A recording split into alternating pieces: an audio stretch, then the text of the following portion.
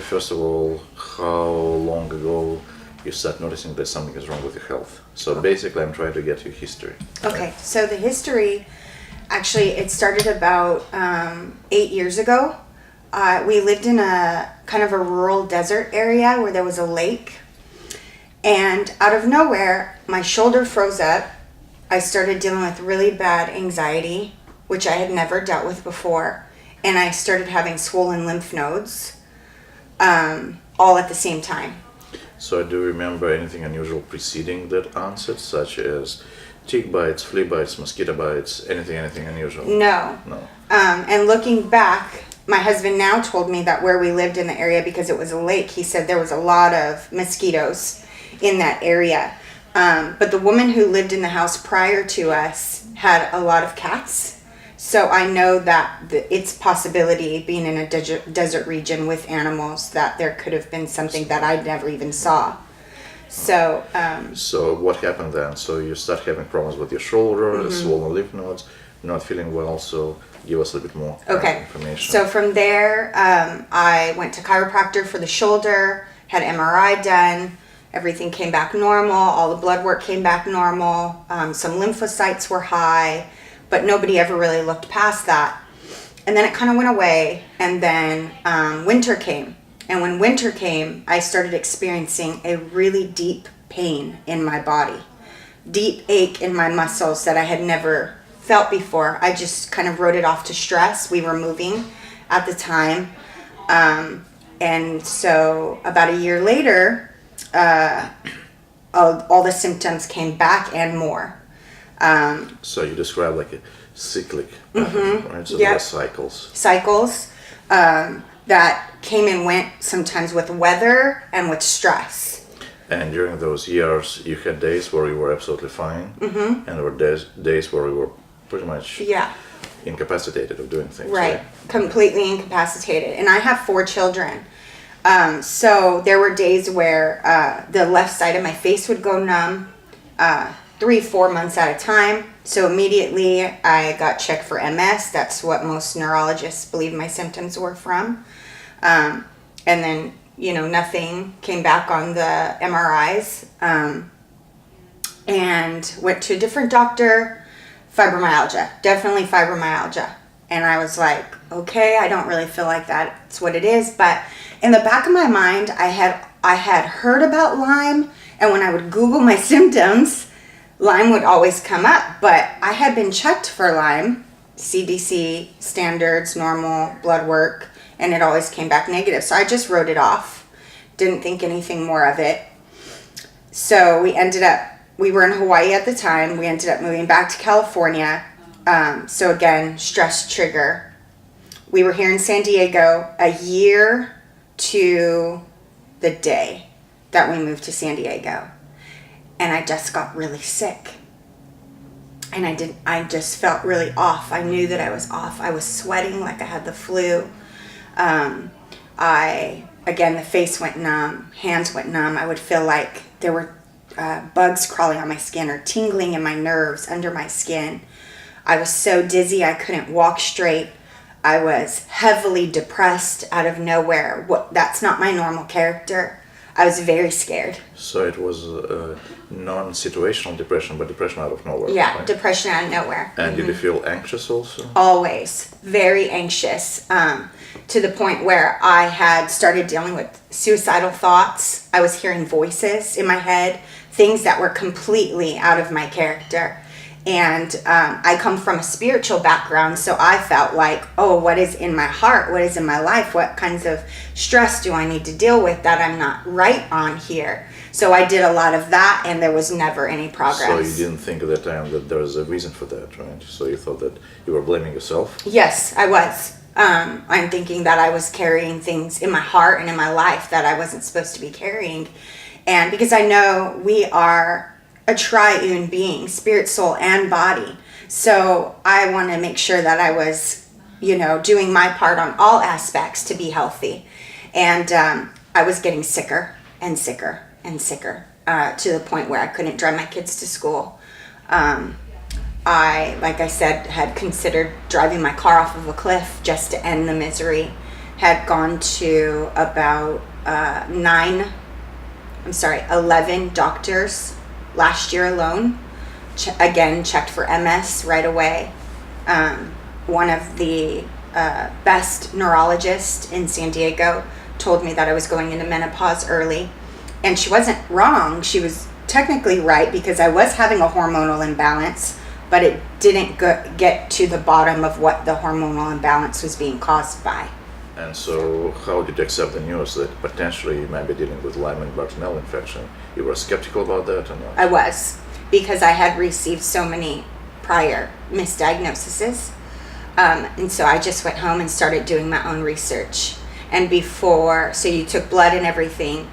Before I came back the following month, I had already had a pretty good idea that we were onto something. So you started believing that that's probably the case. Yeah.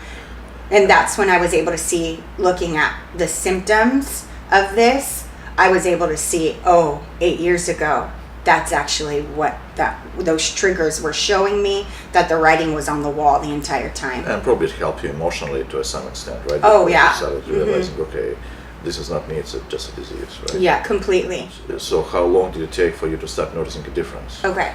I would say I started noticing difference about 8 months into treatment.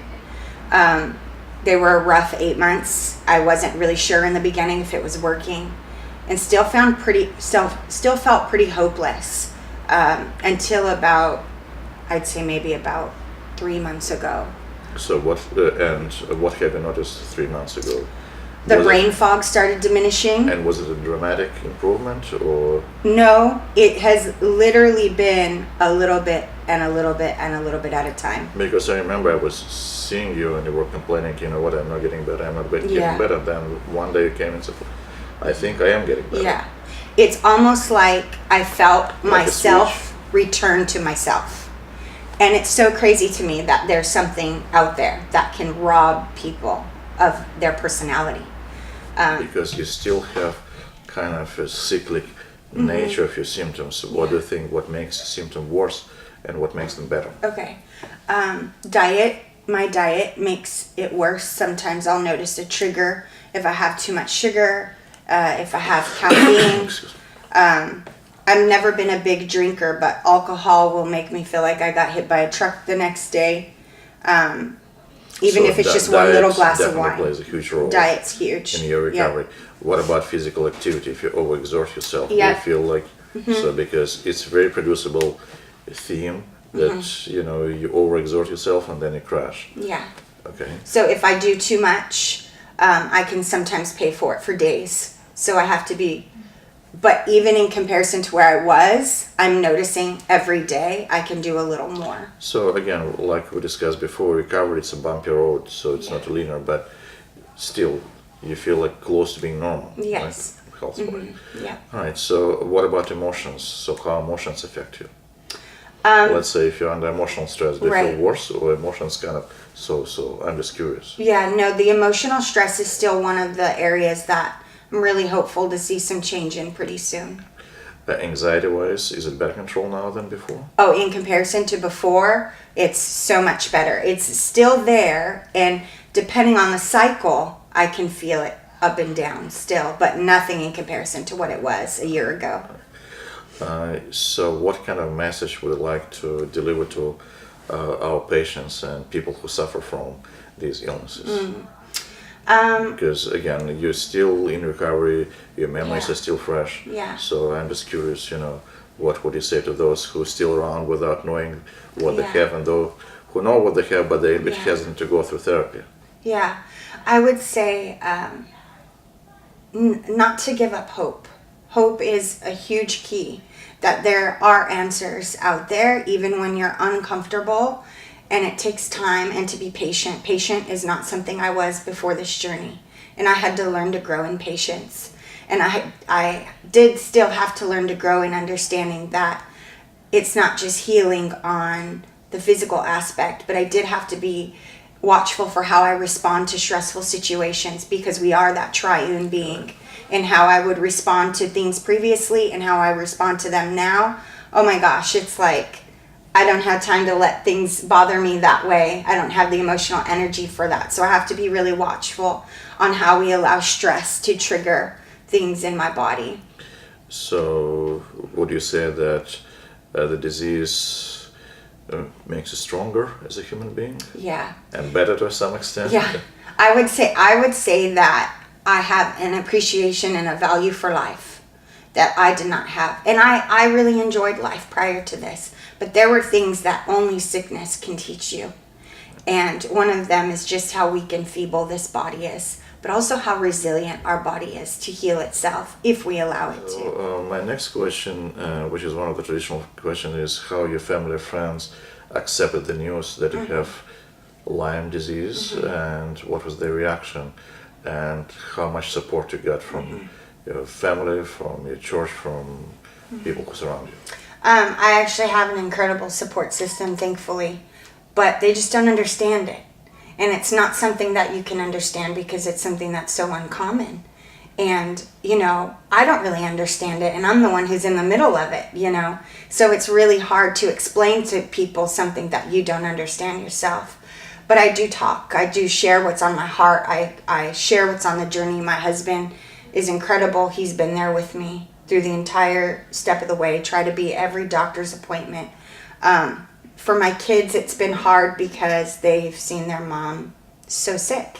And mom is normally the one out doing everything at all of the events and that sort of thing. So it has grown my kids too, because they've had to see things that we as parents would normally try to protect them from. And it grows their character as well to watch me go through hard things. Absolutely. Yes. So what is your impression from information internet? Personally, I feel like it's very inconsistent. There's inconsistent information across the board. Everybody says something different, inconsistent to what my experience is. And I understand that everybody's body's different, but I'm talking scientific facts, where it comes from, how people get it. Bullseye rash, no bullseye rash. Most of my friends that I've met have never had a bullseye rash.